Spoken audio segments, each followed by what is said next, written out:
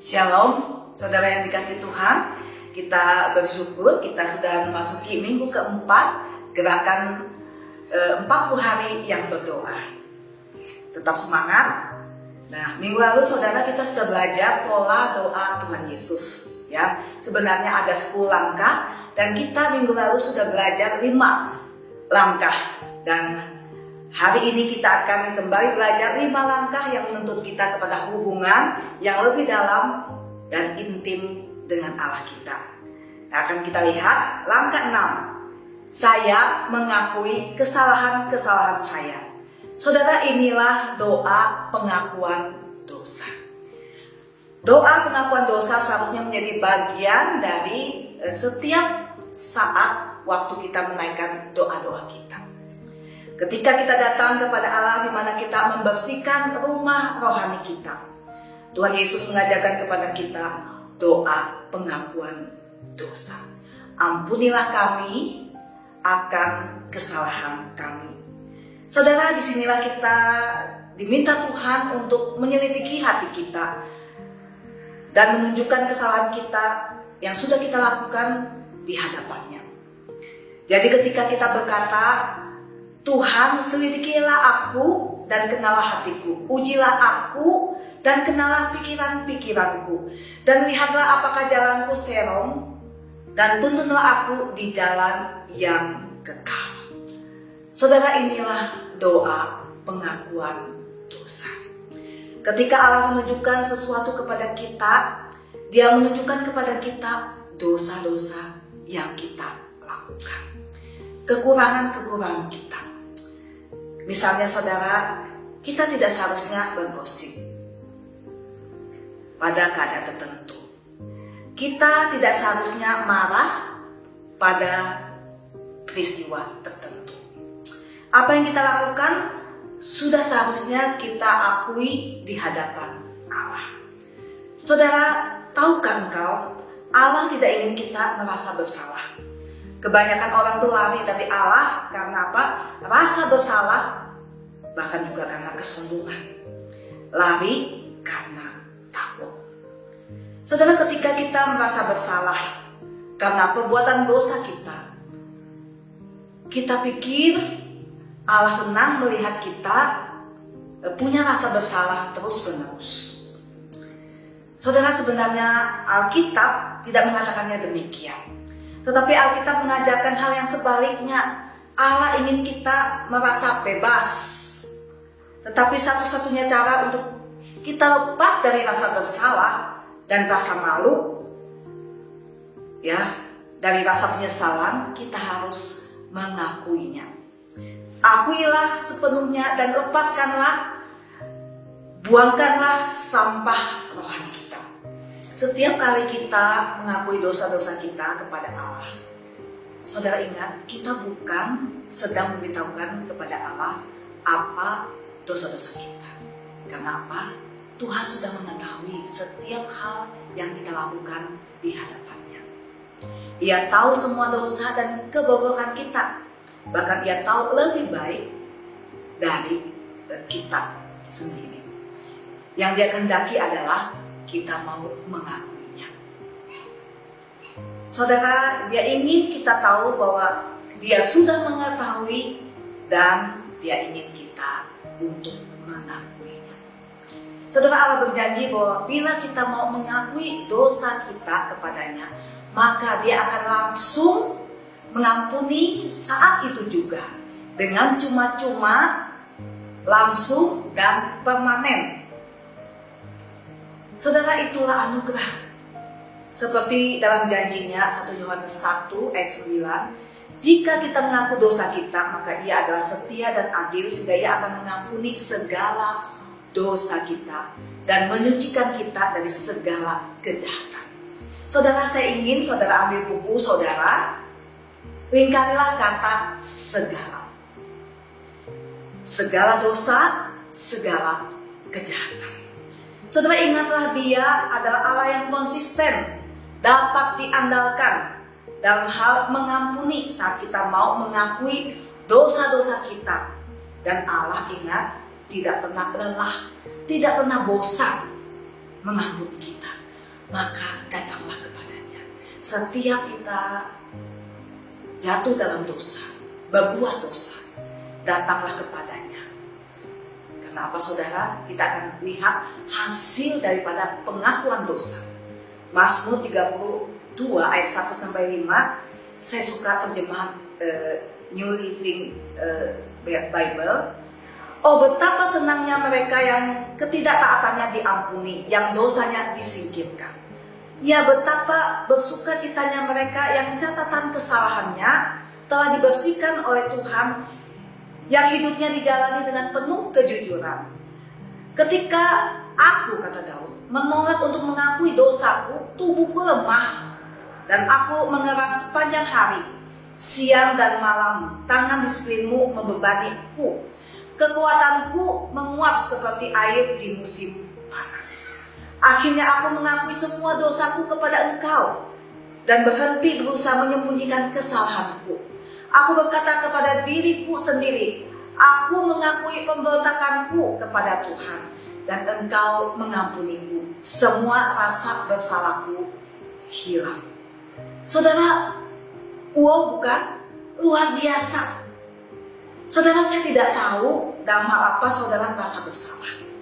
Saya tidak tahu hal apa yang saudara sesali dalam hidup saudara. Saya tidak tahu hal apa yang membuat saudara malu dan membuat hidup saudara itu merasa kehilangan sukacita. Apakah saudara mau semua rasa bersalah itu hilang? Yang perlu saudara lakukan adalah langkah ini dalam doa Bapa Kami. Pengakuan dosa.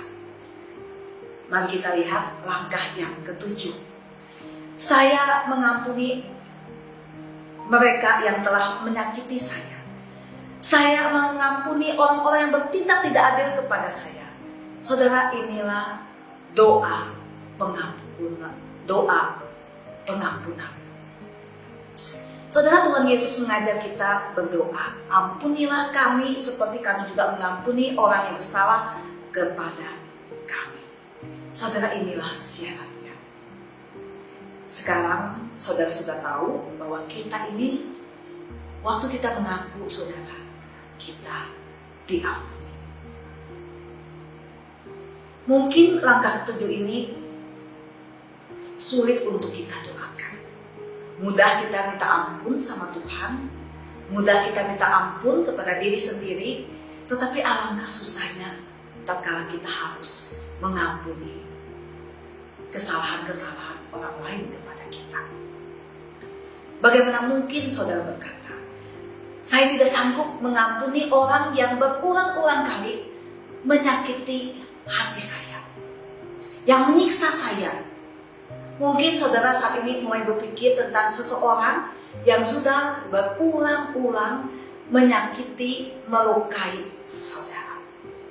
Duh, sulit deh benar-benar mengampuni orang ini. Enak saja, benar-benar tidak adil. Tetapi pengampunan bukan bicara tentang keadilan. Pengampunan adalah tentang anugerah. Bukankah tidak adil Allah mengampuni kita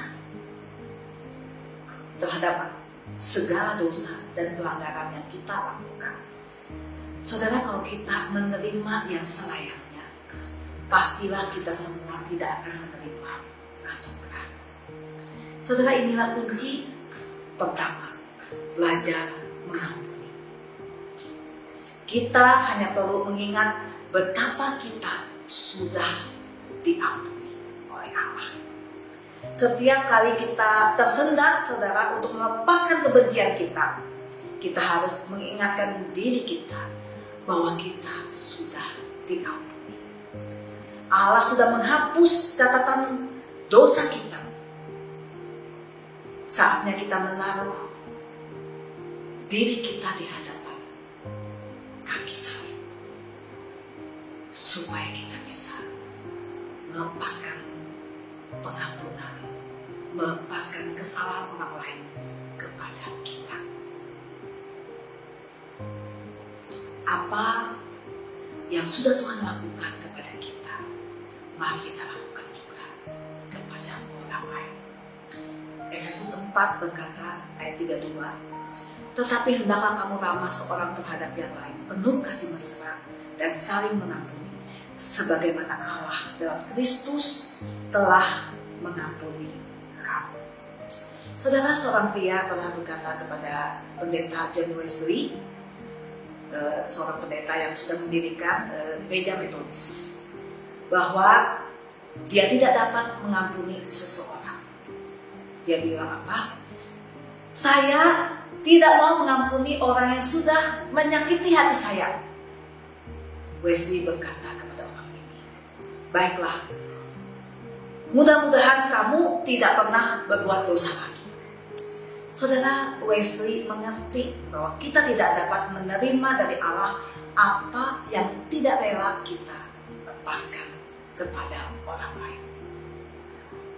Tuhan Yesus berkata berulang-ulang di dalam kitab Injil, kita lihat di dalam Matius 6 ayat 14-15, jikalau kamu mengampuni kesalahan orang, Bapamu yang di surga akan mengampuni kamu juga. Tetapi jikalau kamu tidak mengampuni orang, Bapamu juga tidak akan mengampuni kesalahanmu. Saudara, ini jelas sekali ayat yang sangat menakutkan. Karena itulah kita harus berdoa dengan pola doa Bapa kami, dan ampunilah kami akan kesalahan kami, seperti kami juga mengampuni orang yang bersalah kepada kami. Saudara, ketika kita disakiti dalam hidup ini, karena dunia ini penuh dengan orang-orang berdosa, saya salah satunya orang berdosa yang sudah melukai saudara, termasuk juga saudara dan orang-orang di sekitar saudara bisa melukai kita semua. Kadang kita disakiti dengan sengaja, kadang tidak dengan sengaja. Saudara, ketika kita disakiti, bahkan berkali-kali, kita hanya punya dua pilihan. Kita dapat mengingat sakit itu terus menerus, ataukah kita mau melepaskannya. Apa yang saudara ingin lakukan? Apakah saudara ingin melepaskan supaya itu pergi? Tetapi jika saudara selalu mengingatnya, seperti saudara menelan dan memuntahkannya berulang-ulang kali, saudara akan merasakannya lagi. Saudara akan sakit lagi. Saudara pikirkan terus, saudara akan sakit lagi dan sakit lagi, dan kesakitan itu tambah lama, tambah dalam. Saudara tahu betapa banyak orang yang terus menerus menyimpan rasa bersalah. Bukan hanya 1 tahun, tetapi ada orang yang menyimpan sampai 20-30 tahun menjadi sebuah penyakit. Saudara, sebenarnya orang-orang tidak dapat menyakiti saudara lagi, kecuali saudara mau memutuskan untuk berpegang kepada sakit itu. Saudara, mengingat-ingat rasa sakit hanya akan mengabadikan rasa sakit itu. Tetapi tatkala kita mau melepaskan rasa sakit dan memaafkan orang yang menyakiti kita, itu adalah jalan menuju damai sejahtera. Saudara, inilah kunci kedamaian pikiran dan jiwa kita. Matius 5 ayat 7 berkata, Tuhan Yesus berkata, berbahagialah orang yang murah hatinya, karena mereka akan beroleh kemurahan. Saudara ingin kemurahan dalam hidup saudara? Artinya saudara perlu menunjukkannya juga. Tidak peduli berapa sering ingatan itu menyakitkan saudara. Tatkala itu muncul dalam hidup saudara, saudara ingatlah betapa dalam Tuhan sudah mengampuni saudara. Maka sakit itu akan hilang waktu kita mau melepaskan pengampunan. Saudara, ingatlah, setiap kali rasa sakit itu muncul dalam pikiran dan hati saudara, yang perlu saudara lakukan, ingatlah apa yang sudah Allah lakukan dalam hidup kita. Kita minta anugerahnya supaya kita bisa membuang rasa sakit itu, meninggalkan rasa sakit itu di bawah kaki salib. Inilah kasih. 1 Korintus 13 ayat 5. Allah ingin kita belajar cara mengasihi. Kasih tidak menyimpan kesalahan orang lain. Apakah saudara menyimpan kesalahan orang lain? Menyimpan kesalahan suami saudara, istri saudara, anak saudara, mertua, menantu saudara, atau teman-teman saudara? Ingatlah, Allah tidak ingin saudara menyimpannya menjadi sampah. Dia sudah membayar tuntas di atas kayu salib. Mari, dengan kuasa salib itu, kuasa yang sudah menyelamatkan saudara, yang sudah mengampuni saudara, mari lupakan, buanglah kesalahan orang lain kepada saudara. Tuhan Yesus tidak ingin kita menyimpan kesalahan-kesalahan orang lain. Artinya, saat kita mau sungguh-sungguh mengikuti teladan Kristus, maka saudara, kita akan mendapatkan damai sejahtera itu. Ini adalah langkah yang penting ketika saudara melangkah, langkah yang ke-6 dan langkah yang ke-7. Mintalah pengampunan dari Allah dan berilah pengampunan kepada orang lain. Dan ampunilah kami akan kesalahan kami, seperti kami juga mengampuni kesalahan orang lain kepada kami. Maka saudara akan mendapatkan kedamaian dalam hidup ini. Langkah yang ke-8, saya meminta Allah untuk menjaga hati saya. Saya minta Allah melindungi saya dari segala cobaan dan kejahatan. Melindungi saya dari masalah-masalah di luar. Allah, jagalah hati saya. Saudara, inilah doa perlindungan. Janganlah membawa kami ke dalam pencobaan. Dengan kata lain, saudara, kita berkata, Allah, lindungilah aku. Allah, setelah Engkau mengampuniku, tolong aku, jaga aku, jangan biarkan aku berjalan lagi di jalan itu. Bagian hidupku yang dulu berantakan, sekarang setelah Engkau mengampuniku, tolong aku, jaga aku, jangan kembali lagi. Ajarku melepaskan pikiran yang mengikatku. Jangan biarkan aku jatuh di dalam pencobaan. Saudara pikir pencobaan itu apa sih? Seringkali kita pikir cobaan itu adalah bujukan untuk melakukan hal yang jahat atau hal yang buruk. Ya, saya tidak mau melakukan hal itu. Tolong jaga saya untuk tidak melakukan hal-hal yang buruk. Saudara, Rick Warren memberikan sedikit pandangan yang lebih luas tentang pencobaan ataupun cobaan. Cobaan bukan hanya bujukan untuk melakukan sesuatu yang buruk, tetapi juga termasuk tidak melakukan apa yang benar. Kita dapat tergoda untuk tidak melakukan hal yang benar. Kenapa? Karena masalah kenyamanan.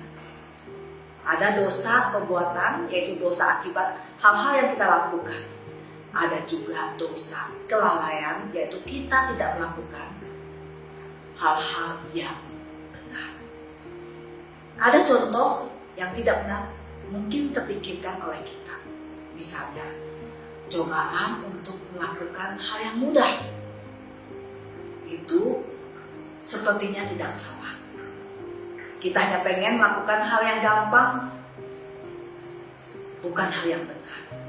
Bahkan saudara pernah jatuh untuk melakukan hal yang mudah. Bagaimana cobaan itu untuk melakukan hal yang baik juga untuk diri sendiri. Saudara yang dikasihi Tuhan, Tuhan ingin kita melakukan hal yang terbaik. Bukan sekedar hal yang mudah, hal yang gampang, hal yang baik. Tetapi Dia ingin kita melakukan hal-hal yang terbaik. Saudara, seringkali kita hanya memikirkan pokoknya gampang, enak untuk diri kita. Pokoknya yang utama adalah saya. Semua tentang diriku. Saudara, bagaimana dengan cobaan untuk hal yang tidak penting? Saudara ingat, hidup kita terlalu berharga untuk dihabiskan pada waktu kita membaca buku-buku yang tidak bermutu, menonton tontonan yang tidak perlu, saudara, yang tidak berkualitas, yang menghabiskan waktu kita. Lebih baik kita baca Alkitab, lebih baik kita menghibur orang lain, menolong orang lain, saudara. Ketika kita merasa menikmati dengan hal-hal yang sebenarnya tidak perlu kita lakukan, itu berarti kita sudah tergoda untuk melakukan hal-hal yang mendukakan hati Tuhan. Mungkin cobaan lain itu adalah menunda pekerjaan. Ini mengakibatkan apa, saudara? Mengakibatkan keterlambatan. Saudara, mungkin bagi kita ini cobaan kecil. Nantilah suatu hari saya mau melakukan ini dan itu. Saudara, mungkin waktu kita terlalu banyak menunda hal-hal baik itu tidak pernah kita lakukan dalam hidup kita.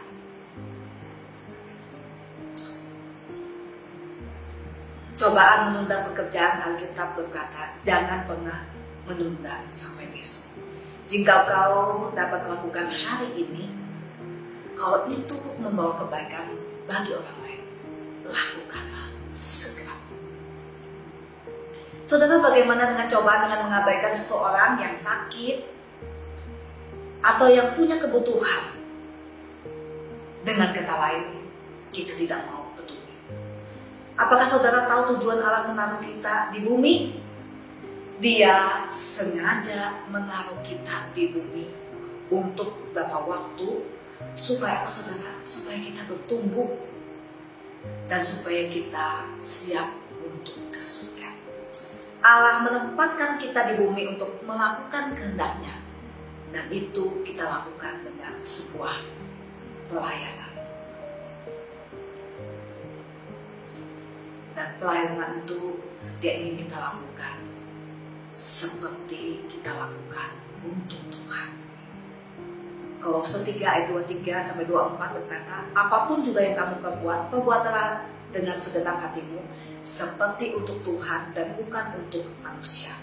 Kamu tahu bahwa dari Tuhanlah kamu akan menerima bagian yang ditentukan bagimu sebagai upah. Kristus adalah Tuhan dan kamu hamba-Nya. Saudara ingat, Kristuslah yang kita layani. Ketika kita doa perlindungan, janganlah membawa kami ke dalam pencobaan. Kita sedang belajar sungguh-sungguh minta kepada Tuhan untuk menguatkan kita untuk melakukan hal-hal yang benar, bukan hanya menghindar dari perbuatan yang salah. Mari kita lihat langkah yang ke-9. Saya bergantung pada kuasa Allah untuk melakukan semuanya itu. Saudara, kita tidak bergantung kepada kekuatan kita sendiri. Ya, tetapi kita bergantung kepada kekuatan dari Allah. Dan inilah namanya doa kelepasan. Tuhan Yesus berkata, lepaskanlah kami daripada yang jahat. Saudara, ketika kita kewalahan, ketika kita diserang, dituduh melakukan hal-hal yang tidak benar, kita diperlakukan tidak adil oleh orang lain, kepada siapa kita berpaling? Apakah kita berusaha membela diri? Kita berharap kepada Allah mampu melepaskan kita. Saudara, mungkin kita berpikir bahwa kita mau bergantung kepada diri sendiri. Saya mau membalas dengan diri kita sendiri. Tidak bisa, saudara. Kita harus bergantung kepada Allah.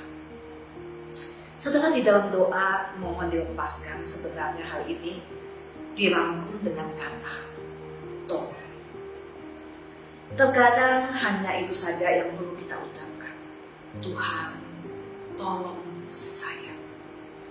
Saya tidak tahu harus bagaimana. Tuhan, tolong saya. Tuhan, lepaskan diri saya daripada yang jahat. Di dalam keadaan ini, dalam pencobaan ini, di dalam kejahatan, mungkin kita berteriak, Tuhan, tolong saya. Orang ini sudah membuat saya gila. Tuhan, tolong saya sudah kehabisan kesabaran. Saya sudah kehabisan kasih. Saya sudah buntu. Tuhan, tolong saya. Saya tidak bisa bertahan lebih lama lagi. Tuhan, tolong saya. Saya sudah terpojok. Saudara, ketika sesuatu itu melebihi kekuatan kita, kemampuan kita, ketika kita merasa semua bekerja sama untuk menjatuhkan saudara, mari saudara, kita berseru minta tolong kepada Allah. Kita lakukan doa kelepasan. Tuhan, tolong lepaskan kami daripada yang jahat. Saudara, bergantunglah kepada kekuatannya untuk melepaskan saudara dari yang jahat.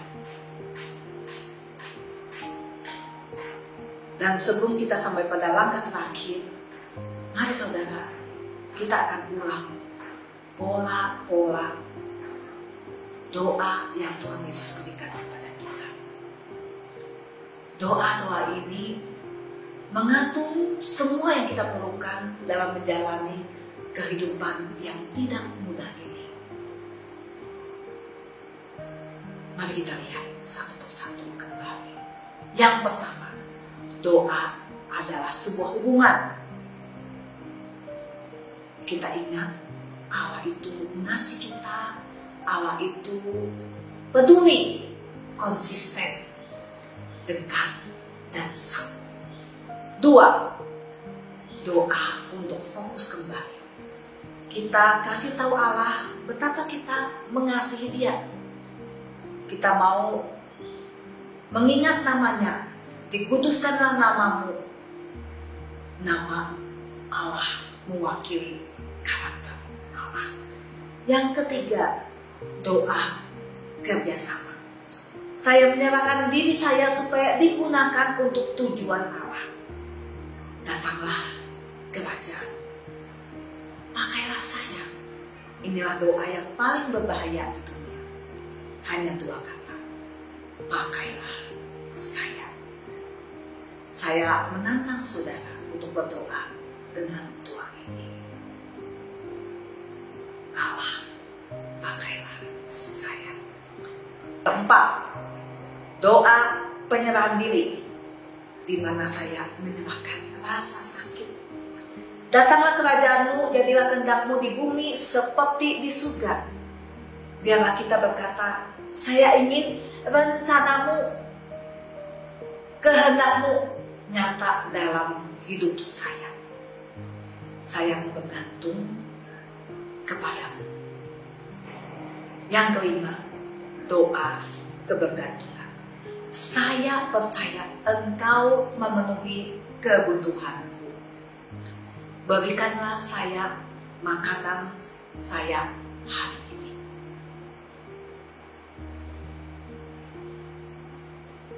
Ini menunjukkan kita bergantung sepenuhnya kepadanya. Yang keenam, doa pengakuan dosa. Saya mengakui kesalahan-kesalahan saya. Ampunilah kami akan kesalahan kami.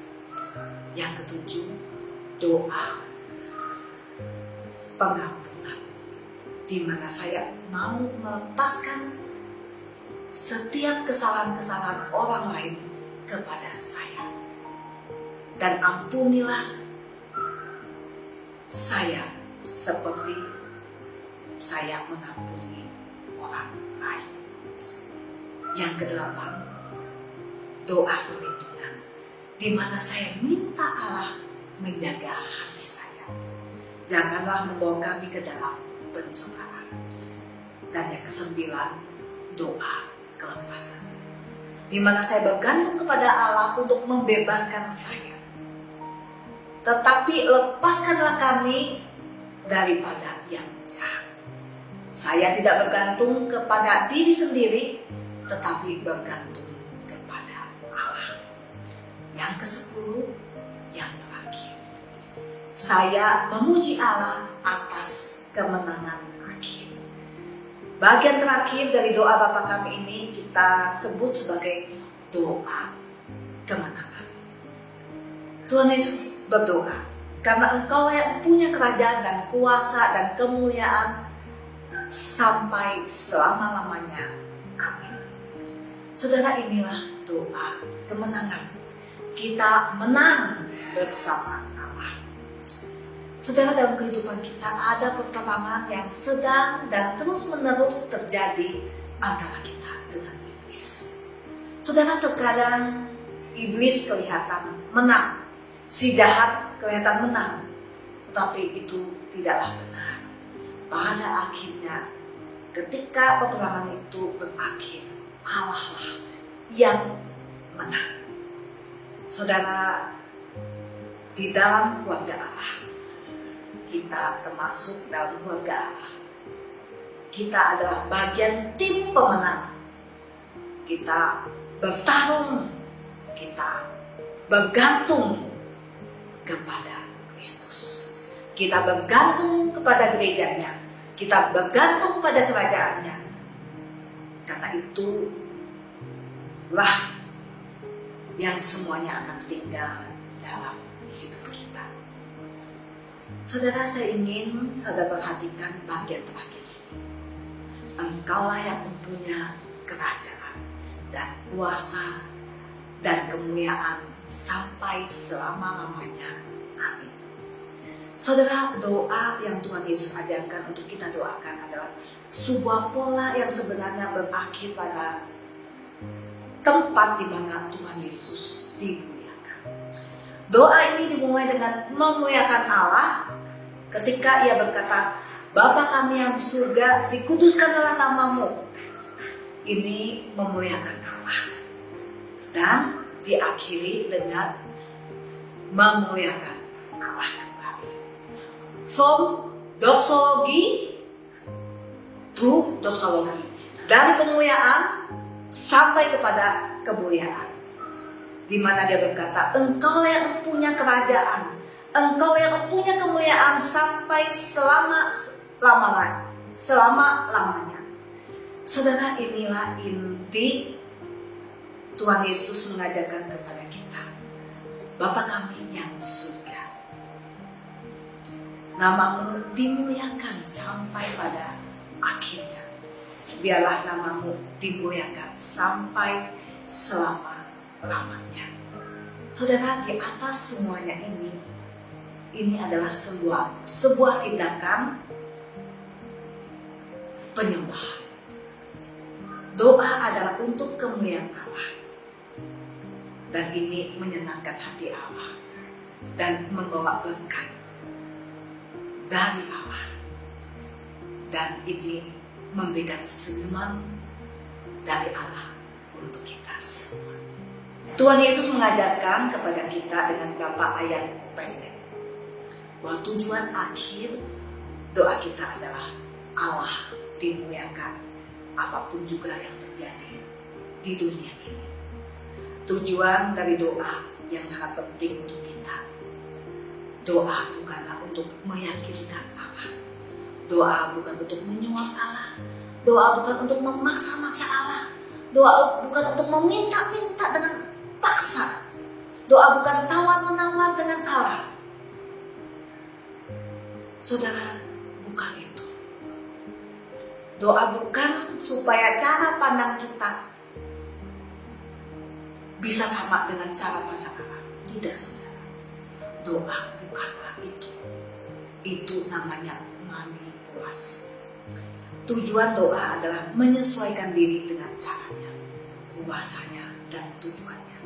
Tujuan doa untuk mencocokkan saya dengan kerajaan dan kuasa dan kemuliaannya.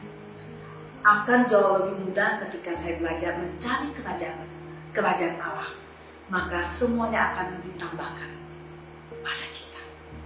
Kita belajar bersandar padanya ketika kita belajar untuk hidup bagi kemuliaannya.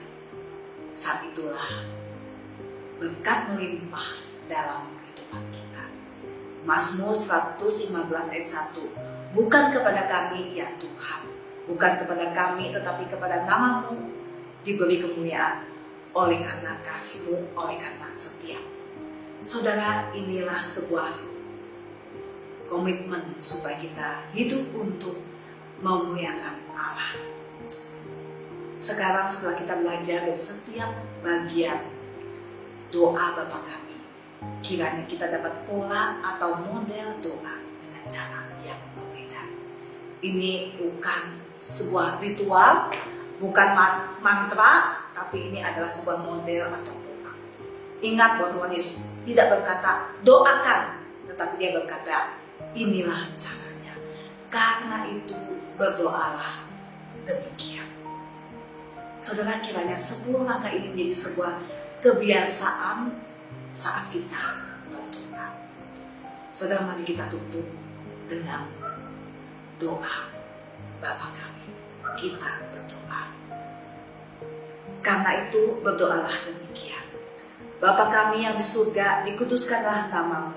Datanglah kerajaan-Mu, jadilah kehendak-Mu di bumi seperti di surga. Berikanlah kami pada hari ini makanan kami yang secukupnya, dan ampunilah kami akan kesalahan kami seperti kami juga mengampuni orang yang bersalah kepada kami. Dan janganlah membawa kami ke dalam pencobaan, tetapi lepaskanlah kami daripada yang jahat.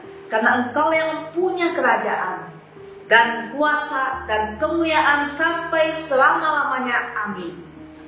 Saudara, inilah doa. Ini bukan sekedar doa yang didoakan, tetapi ini dapat menjadi jalan membangun kehidupan doa kita. Tuhan Yesus memberkati. Mari berdiskusi.